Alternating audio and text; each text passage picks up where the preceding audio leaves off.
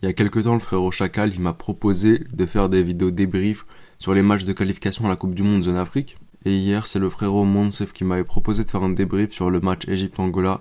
De base, je comptais pas vraiment le faire, faute de temps, et en plus, quand je regardais le match de l'Égypte, j'étais totalement déçu, je voulais même pas en parler. Mais bon, j'ai réussi à me libérer un peu, donc voilà.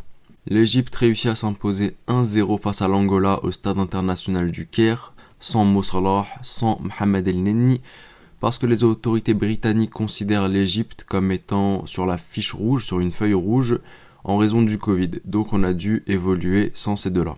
Et l'absence de Salah, elle s'est faite sentir.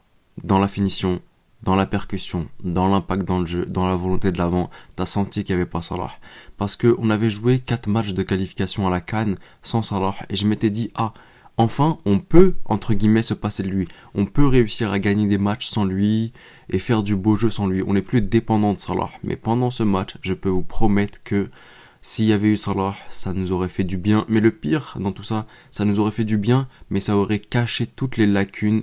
Et ça, c'était cool de pas voir Salah pour voir les limites de l'Égypte et les faiblesses qu'on a. Alors, il y a quand même du positif, non? Il y a bien eu un 0, c'est qu'il y a eu un petit truc. Absolument pas, c'était à la 5e minute, une percée de Fattouh, un penalty provoqué, converti par Mohamed Magdi Afcha, et c'est tout. Depuis là, absolument rien.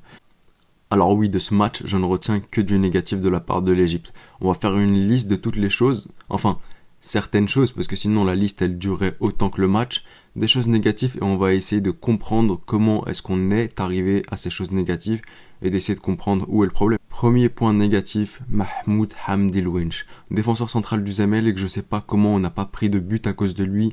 Ses relances complètement approximatives, il donne la balle à un joueur adverse alors qu'on avait des solutions à côté de nous. Ensuite, dans ses relances en demi-volée pour vouloir dégager le ballon, ses relances sont complètement foirées, elles se retrouvent à aller vers l'arrière, mettant en danger le gardien et te faisant stresser mais comme pas possible. Alors oui, point négatif, Elwench pour ses percées au milieu de terrain aussi tout seul, laissant Hegazi tout seul en défense centrale aussi.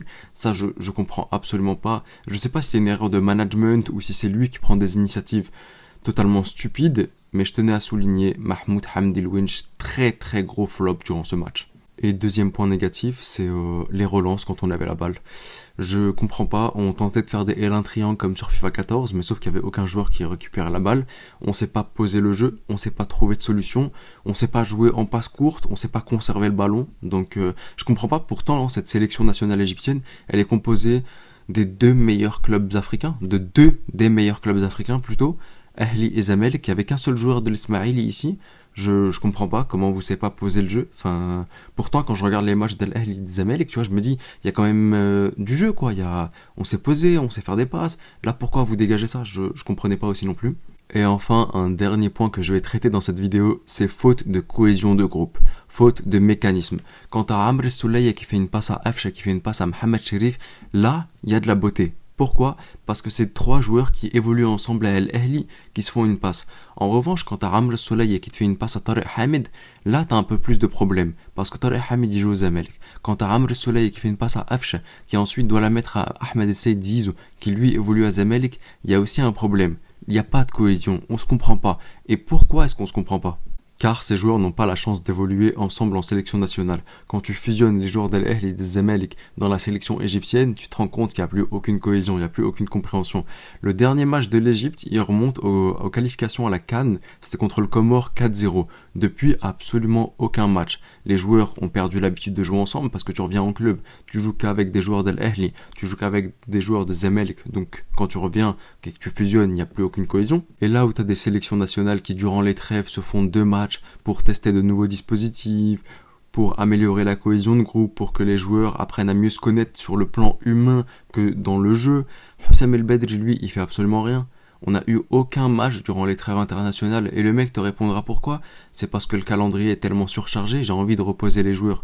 Ok, c'est gentil, c'est bien, tu reposes les joueurs, mais quand on revient sur le terrain, on n'a absolument aucun jeu et on fait absolument rien. Donc ça sert à rien de les reposer. L'Égypte, c'est quand même la nation la plus titrée d'Afrique. Donc on doit avoir une dignité. On doit se présenter durant nos matchs en faisant peur. Là, on fait absolument pas peur. Donc voilà, les points négatifs que j'ai retenus à travers ce premier match de qualification à la Coupe du Monde de l'Égypte face à l'Angola, c'est Mahmoud Hamdi Louench qui qui est très très approximative et on a de meilleurs défenseurs centraux sur le banc. Ali Gobr, il a déjà évolué à West Brom avec Ahmed Higazi. Ils ont déjà joué ensemble les qualifications à la CAN 2017. Ils ont joué la CAN 2017 ensemble jusqu'en finale et ils ont joué les qualifications à la Coupe du Monde et la Coupe du Monde ensemble. Donc les deux, ils vont très très bien de pair. Elwinch, je pourrais très très bien m'en passer. Donc Ali Gobr, et je le préfère largement à Elwinch. C'est une meilleure solution. Ensuite, on ne sait pas poser le jeu, on envoie le ballon loin, il y a un problème. Ça s'explique par la cohésion qu'il n'y a pas entre les joueurs de l'Ahl et des Zamalek qui ne savent pas poser un jeu. Donc voilà tous les points négatifs de ce match. Et avant de terminer, je vais vous demander un petit truc. On approche très très vite des 500 abonnés. Donc ça me ferait super plaisir si on pouvait les atteindre le plus vite possible. Donc abonnez-vous si ce n'est pas fait. Et on approche aussi des 10 000 vues sur la vidéo qui ira en Coupe du Monde Zone Afrique. Donc si aussi on pouvait les atteindre le plus rapidement possible, ça me ferait super plaisir. Donc ceux qui n'ont pas vu la vidéo, allez la voir et je vous dis... Arrivederci.